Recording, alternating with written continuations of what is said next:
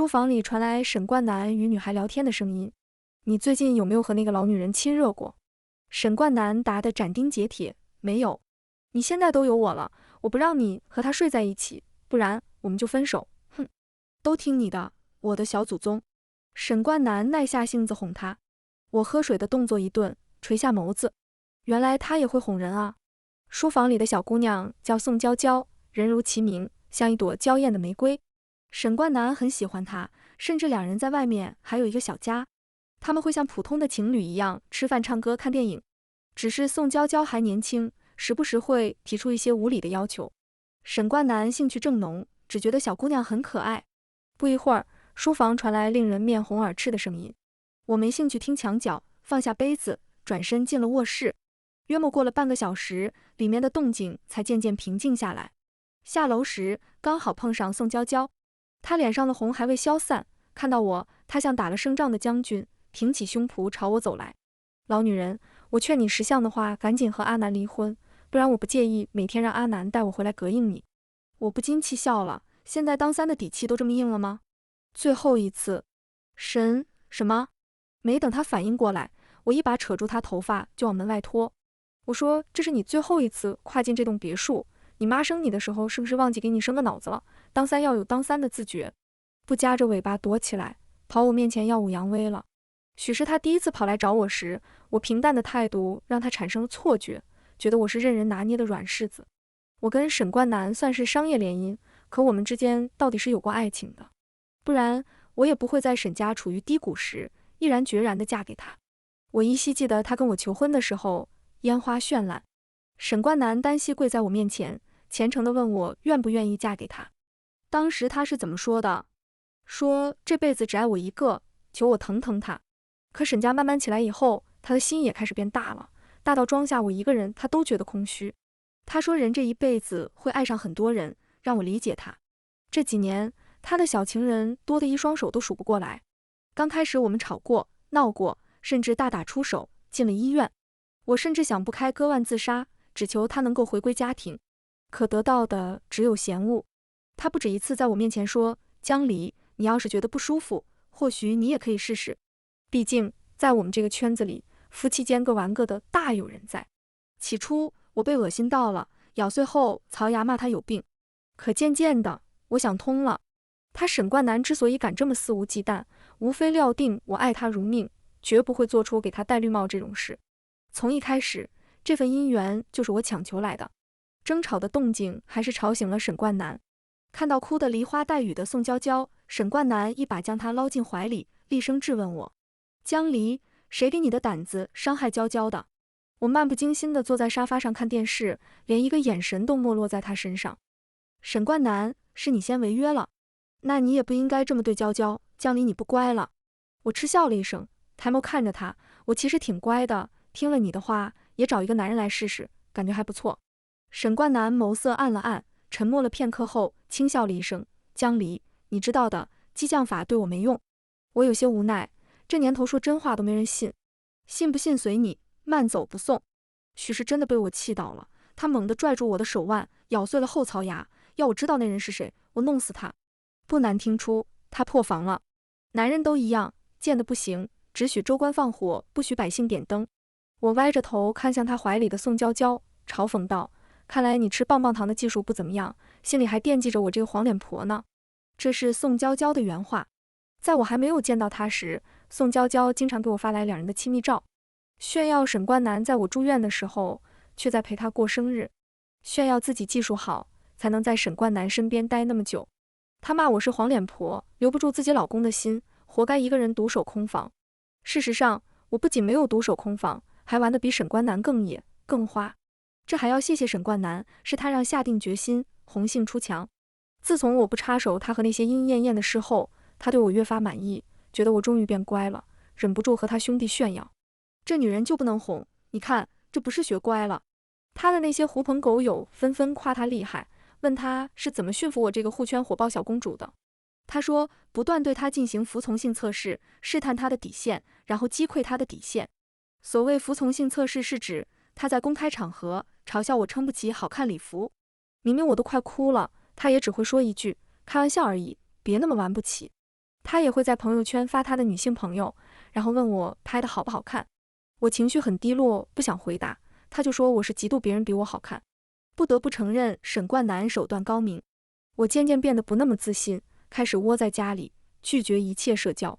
直到遇见京城周家那朵高岭之花，我才惊觉自己居然在不知不觉中被沈冠南破了。窗外的刹车声让我猛地从回忆里抽离。我站到落地窗前，看着外面停放的黑色兰博基尼正朝我打着双闪。我知道他又来了，最近他有点粘人，看来得想个方法把沈冠南支出去。我唇角勾了勾，双手搂上沈冠南的脖子，语气带着一丝撒娇。沈冠南，你要是和他分手，或许我们还可以重新开始。温热的呼吸洒在他脖颈处，沈冠南有些不自在地红了脸。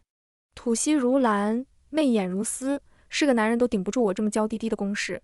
我看着他逐渐柔和的眼神，忍不住看宋娇娇一眼。果然，他肉眼可见的慌了，不停地摇晃着沈冠南的胳膊。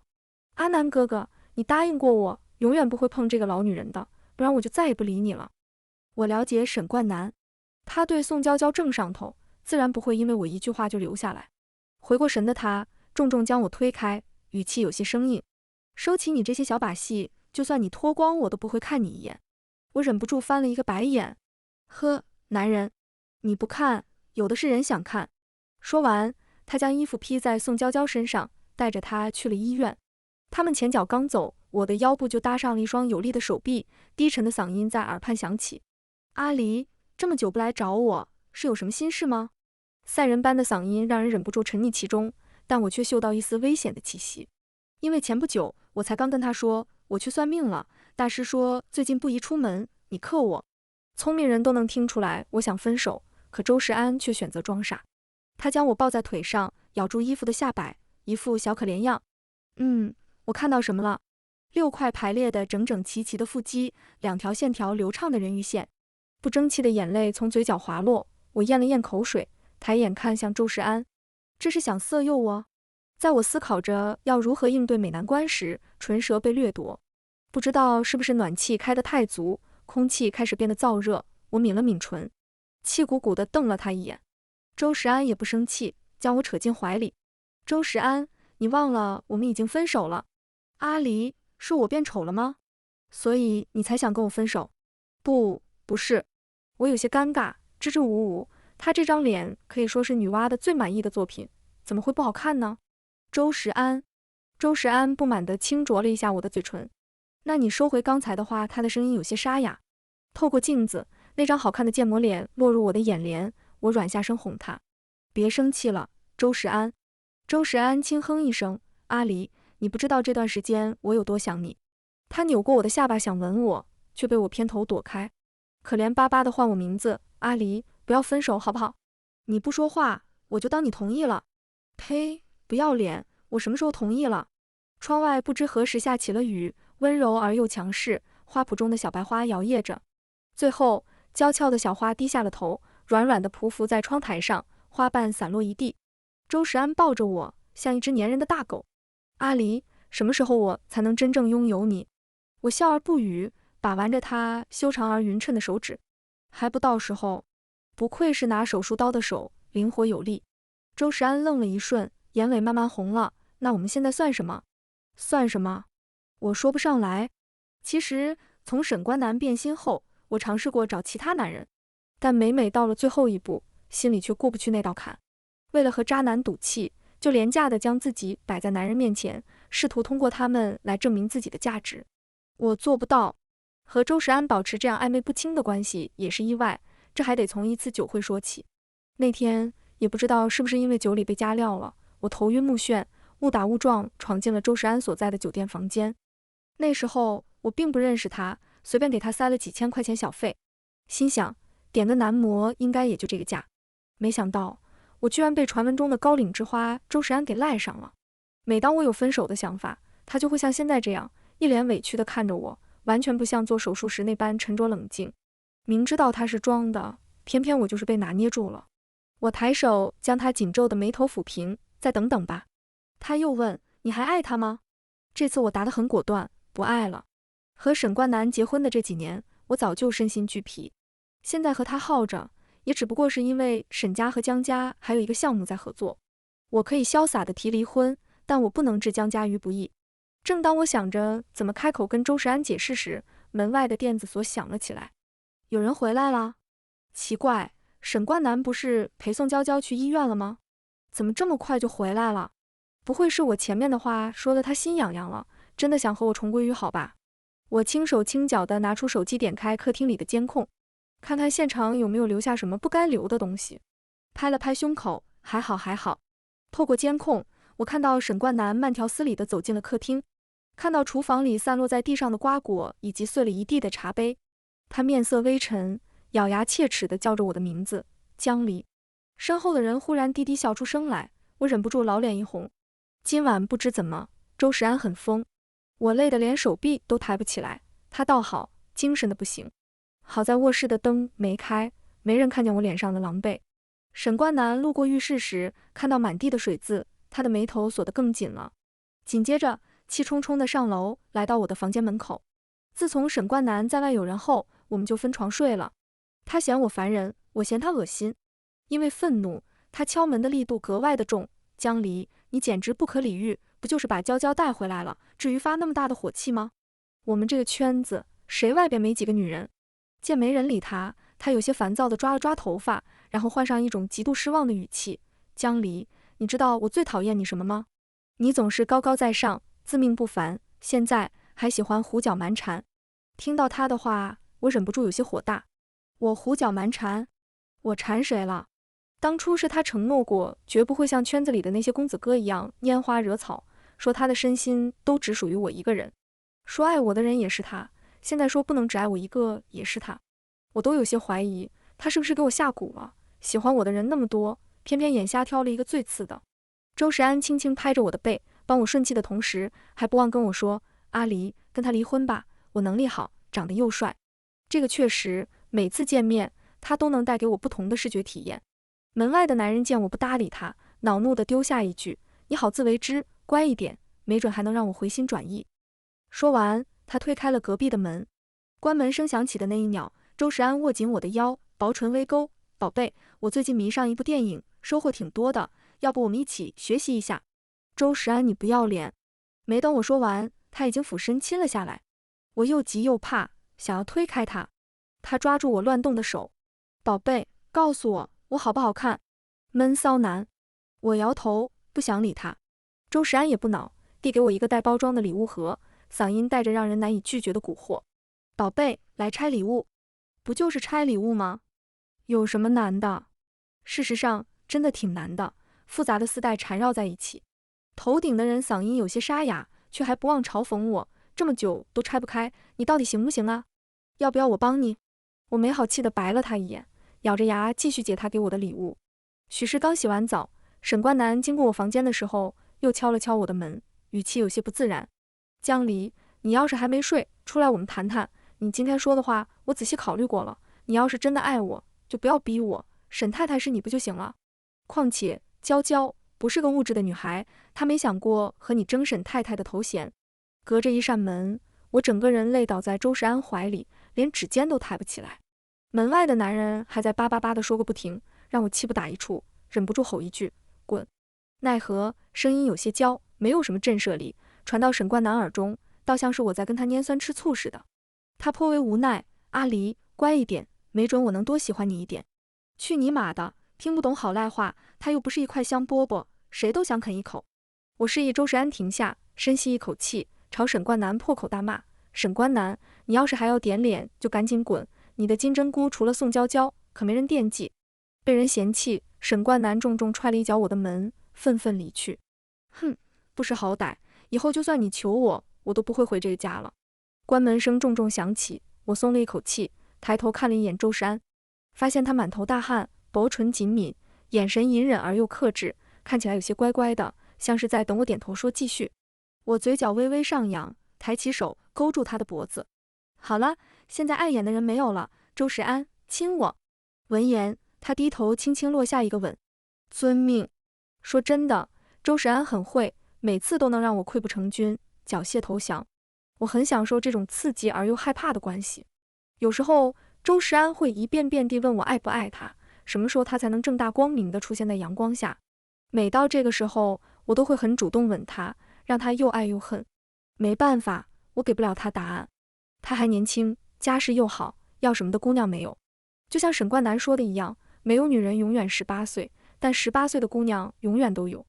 我害怕他会是下一个沈冠南，所以我在等他觉得腻了，然后顺理成章地走人。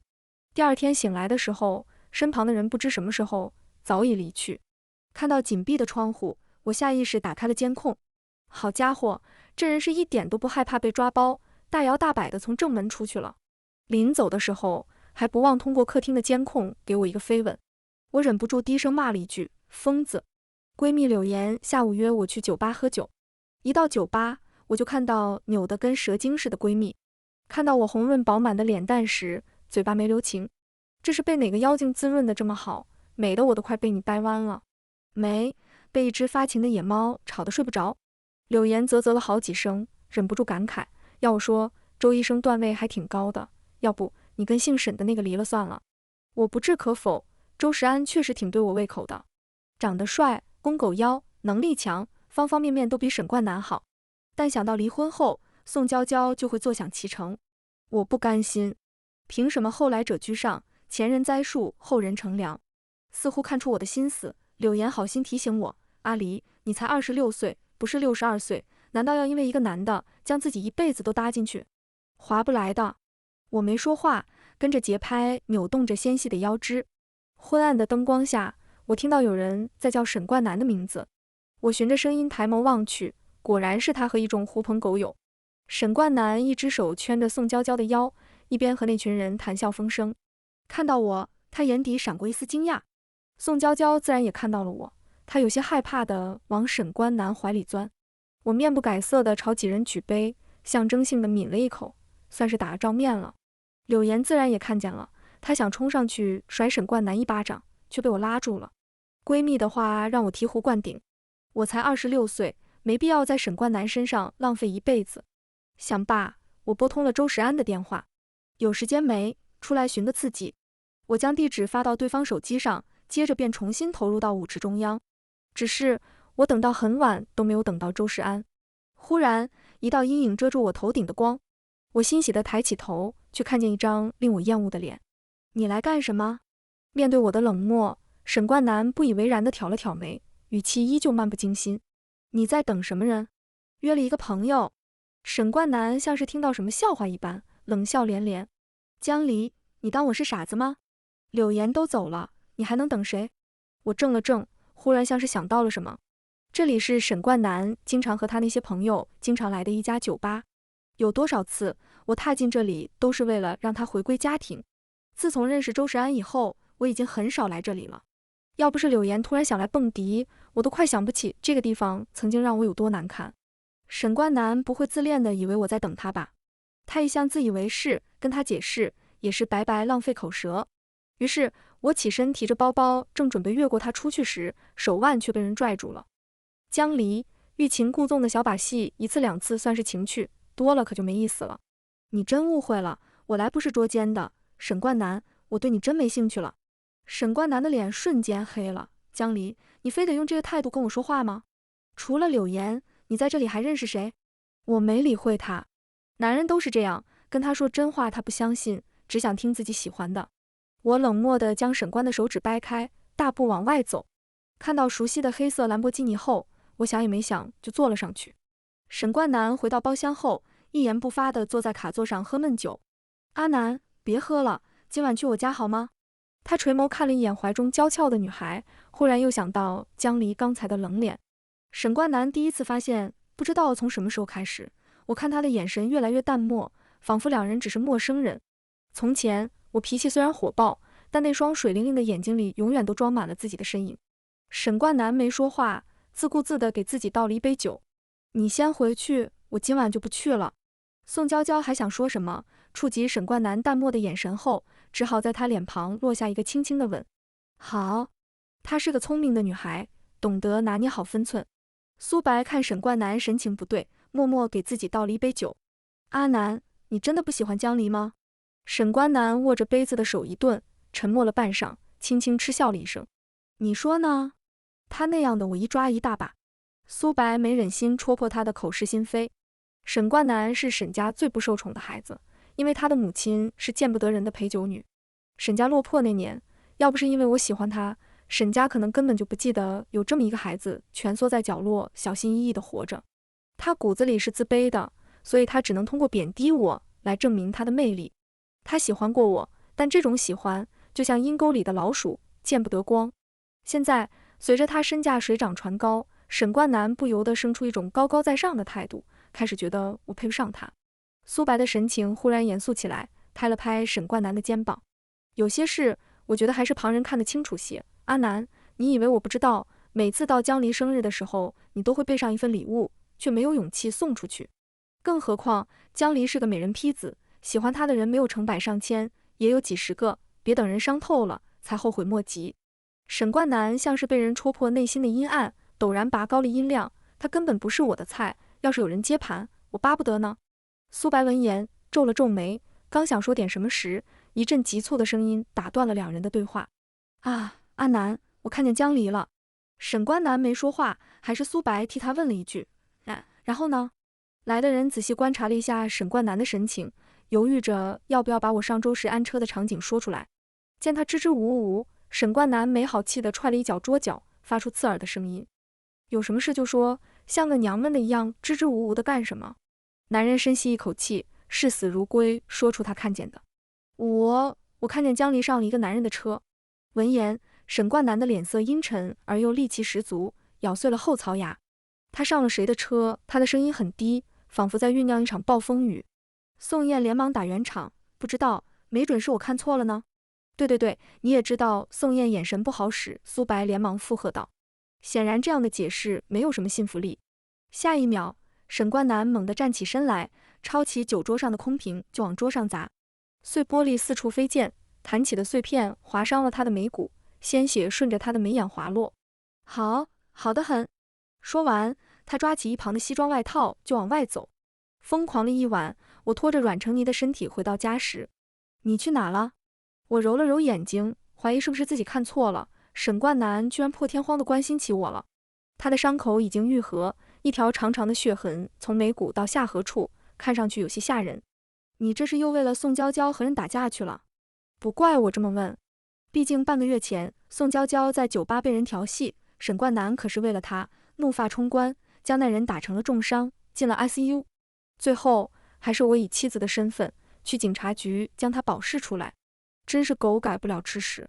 沈冠南没理会我的调侃，猛地站到了我面前，一把拽住我的手腕，扯开我的扣子。你身上的红痕是怎么回事？还有昨晚那个男人是谁？听到他的质问，我下意识的反应是都让他清点了，不要留下痕迹。这下好了，被抓包了。面对沈冠南吃人的眼神，我随口敷衍道，蚊子叮的，你爱信不信？还是一只长得好看的蚊子。显然久经商场的沈冠南是不信的。这么拙劣的借口，这么明显的吻痕，傻子才会信是蚊子叮的。他的眼底燃烧着熊熊怒火。江离，你他妈竟然敢给老子戴绿帽子！他是谁？老子要弄死这个狗杂种！我不禁有些好笑，忍不住出言嘲讽。沈冠南，不是你说的，我们这种身份的人，夫妻间各玩各的，不是很正常吗？沈冠南眼底的怒火都快溢出来了，他伸手在我的脖颈处一下又一下地摩挲着我的脖颈。你们是不是？我打掉他的手，冷冷望着他。沈冠南，你不会是破防了吧？不是你说的，婚姻束缚不住你，但同样也束缚不住我。我和他睡没睡关你屁事，毕竟你和宋娇娇从厨房滚到书房，我也没干涉过你。说完，我头也不回地上了楼梯。昨晚折腾得太厉害了，我急需补一个觉，不想说一句话。不一会儿，身后传来茶杯落地的声音，定睛一看，是沈冠南最喜欢的一套古董茶杯。啧，破大防了，连最喜欢的杯子都舍得摔碎，可见他有多生气。我觉得他有些莫名其妙，主动提出各玩各的人是他，生气的人也是他，神经病。沈冠南坐在客厅，忽明忽灭的火光在他指尖跳跃。他已经坐在客厅一个早上了，整整抽了一包烟，可紧锁的眉头依然没舒展。半梦半醒间，我的门被敲响，我受了惊吓，猛地从床上弹了起来。江离，出来，我们谈谈。这人有病吧？吵人睡觉，天打雷劈。我没理他，蒙上被子继续睡。沈冠南站在门外，自顾自地说道：“江离，如果这是你对我的报复，我欣然接受。我想通了，不管那人是谁，都到此为止。我会和宋娇娇断了，希望你也不要和那个男人再来往了。”沈冠南还在喋喋不休。我会给宋娇娇一笔钱，让她出国，我保证她不会打扰我们的生活的。江离，以后我们两人好好过行吗？我实在忍受了。睡觉时，一只苍蝇嗡嗡嗡的在我耳边吵个不停。打开门，冷冷地看着沈冠南。沈冠南，你要是狂犬病犯了，能不能滚远点发疯？你真的很吵。他一脸受伤，连声音都在发颤。跟他断了，我会听你的话，回归家庭的，好不好？若是从前听到他这么诚恳的话，我会高兴的找不着北，觉得他还是爱我的。但我早就不是爱情至上的懵懂少女了，不会因为他一句话就开始动摇。沈冠南之所以这么生气，无非就是心里的占有欲在作祟。本该全心全意爱着他的我，却被别的男人染指，这让他觉得挫败，甚至是生气。说出这些话，无非就是想看看我是不是还在乎他。可那个会傻傻站在原地等他的小姑娘，早已被这3年的丧偶式婚姻给抹杀掉了。我已经不是那个爱着他的江离了。许是被我的冷漠刺伤，他开始口不择言。你以为那个男的真的爱你吗？我看他估计是看你有钱，想让你包养他。我心里暗笑，要是周时安听到这话，会不会高兴的连干2大碗饭？不是所有人都像你一样阴暗。沈冠南，我们离婚吧。沈冠南恼了，呼吸都有些加重。他嘲讽我：江离，什么时候你成恋爱脑了？为了一个男人想要跟我离婚？我举起手朝他亮了亮无名指戒指。没办法，谁让他送的钻戒够大够亮。这是周时安妈妈的祖传戒指，我主动打电话给他后，他想也没想就把这枚戒指带来酒店，单膝下跪跟我求婚。我嘲笑他是男版撒，谁知他理直气壮，脸不红心不跳地反驳我：不被爱的人才是小三，要是沈狗不愿意离婚，那我就加入你们。让他看着我俩恩恩爱爱，我就不信气不死他。沈冠南的目光落在我的手指上，曾经的婚戒不知道什么时候被取下，换上了别人的节奏。他心口忽地堵了一团火，不上不下，憋得他难受，脸上的神情无比难看。离婚，好成全你们这对狗男女，想都别想。我实在忍无可忍，狠狠甩了他一巴掌。我们是狗男女，那你和宋娇娇还有从前那些女人算什么？合法夫妻？沈冠南，你真让我觉得恶心。无视他泛红的眼眶，我啪的一声将门关上。门外的沈冠南颤抖着声音跟我说：江离，你就死了这份心吧，我是不会跟你离婚的，绝不。神经病，疯子！我骂骂咧咧的，戴上耳塞，倒头就睡。在醒来的时候，已经是下午1点。门铃被按响，是宋娇娇，她的眼睛红红的，像是刚哭过一样。想到早上沈冠南说的话，我将人请了进来，没给她倒水，一屁股坐在沙发上。说吧，来找我有什么事？宋娇娇一下子跪在我面前，着实吓我一跳。她眼圈慢慢变红，然后低头抚摸着自己的小腹。江小姐，我怀孕了。我从来没有被人爱过，直到遇见沈先生，他对我很好，会包容我的小脾气，我相信他会是一个很好的爸爸。江小姐，我求求你，不要让他跟我分手好吗？我摊开手，一脸无奈，腿和嘴都长在他身上。抱歉，我管不了。谁知宋娇娇一下接一下的给我磕头，声音在空荡荡的客厅里回荡。我连忙拦住她，要是磕死了，我算是第一嫌疑人吧。我一直以为宋娇娇会是个聪明人，沈冠南养过的女人不少，聪明的很多，可像宋娇娇这么蠢的，我还是头一次见。她真的觉得仅凭一个孩子就能拴住男人了？我冷眼看着她哭得梨花带雨，低头看了一下腕表，开口感人：宋娇娇，你太蠢了，为了避免你影响我的智商，现在请你出去。宋娇娇止住了哭声，一脸诧异地看着我：江小姐，你……我没理会她，架起她的胳膊就往门外走。擦干你的眼泪，用好你的这张脸和肚子里的孩子，让沈冠南和我离婚，我会很感谢你的。送走宋娇娇后，我让联系了律师，开始拟定离婚协议。点开与沈冠南的聊天框，距离我们上次聊天还是半年前。我叹了口气，将编辑好的消息发送出去。什么时候有时间，我们去离个婚，他等不及了。那边回复的很快，像是一直在等我主动给他发消息。做梦！你确定不和我离婚？那你和周家的那个项目可就黄了。我漫不经心地敲下，给你戴绿帽的人是周世安，不信的话，我们维纳斯酒店见一面。大概觉得我是在骗他，沈冠南发来一个不屑的表情包。周世安会看上有妇之夫？别开玩笑了，江离，这一点都不好笑。随便。发完这一句，我就将手机关机了，然后提上包就出门了。我相信沈冠南一定会来的，也一定会为了和周家达成合作，跟我离婚。为了刺激沈冠南，我选的还是他名下的一家酒店。就这样，我挽着周世安的胳膊，大摇大摆地开了一间总统套房。门还未关紧，一只骨节分明的手瞬间将我的双手扣住，俯身亲了下来。门还没关，会听到的。我小幅度地推搡他，他靠我很近，身上淡淡的香水味足以撩拨我的心弦。阿离，跟他离婚后，嫁给我好吗？我拽住他的领带，将人拉近，笑得妩媚。我们这样的关系不好吗？不用负责，腻了就分开，不是很好吗？不好，他的声音闷闷的，有些不高兴。我什么都可以给你，阿离，可怜可怜我，疼疼我。这人怎么表里不一？明明在医院见到他的时候，一副生人勿近的模样，现在可怜兮兮的，像一只被人遗弃的小狗，让人忍不住想抱抱他。看着他一副快碎了的模样，我轻轻抱了抱他。砰砰砰的砸门声响起，我听到来人是谁时，猛地清醒，将周世开推开。江离，我给你1分钟的时间，从里面出来。原本我是想利用周世安，让沈冠南乖乖签下离婚协议，虽然很不道德，但我实在想不到其他办法了。我了解沈冠南，偏执，不讲道理，就算我不爱他了，他也想把我牢牢锁在身边。要不你还是躲一下。周世安挑眉，有些不悦，我就这么拿不出手？倒也不是，那不就完了？我们两个大大方方出去，告诉他我们才是一对。我按住跳动的眉心，大哥，你怕不是忘了我和他还没有离婚？没忘，这不是快离了，早一天晚一天不一样。他说的理直气壮，仿佛他忘了他才是小三。我踮脚啃了一下他的薄唇，甜甜一笑，那听你的就是了。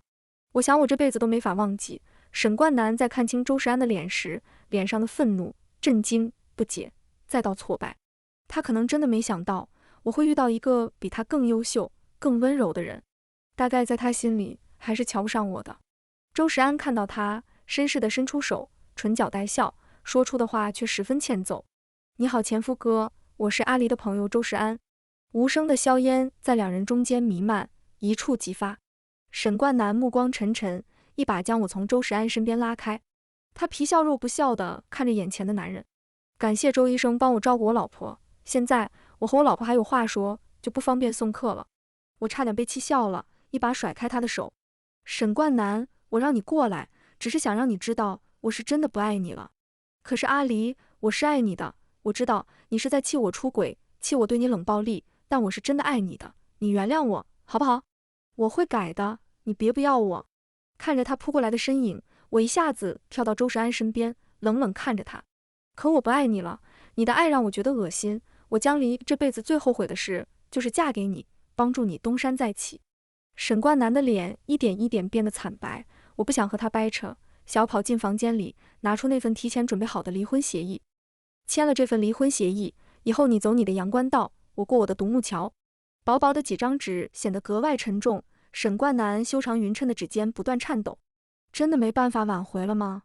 我别过头不说话，喉咙的话滚动了半晌，终究还是什么都没说。周世安忽然低低的笑了，他看着我，语气带着嘲讽。阿离，你凭什么觉得周世安会爱上你？以他的家世，周家会让他娶一个嫁过人的女人吗？他对你只不过是一时兴起。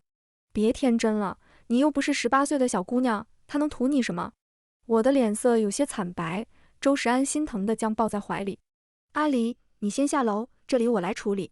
我笑着摇摇头，没事，我可以的。周世安低头吻上的眉心，声音轻柔。阿离，我对你从来都不是一时兴起，而是蓄谋已久。你都不知道，那天醒来看到身旁的人是你时，我有多开心。随即他一拳砸到沈冠南脸上。沈冠南，你根本不配得到阿离的爱，她那么好的一个女孩。哼，周世安，你他妈成人之危，你不要脸。两人你一拳我一脚，很快身上都挂了彩。够了，我朝着两人大吼，站到两人中间。沈冠南，从你背叛我的那天起，我们就不可能了。就像你说的，我除了这张还看得过去的脸和还不错的家世，但这些他都有，你说他还能图我什么？今天是石安的不对，要是你不想私了，我们也可以报警处理。阿离是他先动手的，沈冠南急了，泛红的眼眶让他看上去有些委屈。我跟你道歉，对不起，没什么事，我们先走了。拉着周石安的手，缓缓从他身边经过，没有半刻停留。还未走远，就听到身后传来沈冠南一拳砸到墙上的声音，他咬着唇，压抑着哭腔。阿离，我后悔了，我真的后悔了。后悔有什么用呢？我们都回不去了。这一刻，我8年的暗恋，3年的婚姻都彻底结束了。领离婚证的这天，沈冠南很准时，他身上穿着的是我攒了好久的零花钱给他买的那套西装。他还是和以前一样帅，只是我们都不是从前的我们了。走出民政局的时候，沈冠南忽然叫住了我。阿离，如果我不那么自卑，再自信一点，再懂你一点，我们是不是就不会走到今天这个局面？望着他眼里的眷念，我摇了摇头。其实我也不知道，可能会不一样吧。在我眼里，16岁的沈冠南站在国旗下演讲的模样，那么意气风发，那么耀眼。对那个少年，我是真心实意的爱过，也恨过。我朝他露出一个释然的笑容。沈冠南，大步向前走，不要回头。这是我曾经对他说过的话，那时候是为了鼓励他，现在是劝他放下。不爱了，也不要纠缠。然后在他的注视下，我迎着阳光，小跑着奔向那个朝我挥手的周石安，扑进他的怀里。沈冠南，再也不见。这个故事到这里就结束了，感谢您的收看。如果您喜欢这个视频，就给我点赞订阅一下吧。衷心祝您吉祥如意，万事顺心。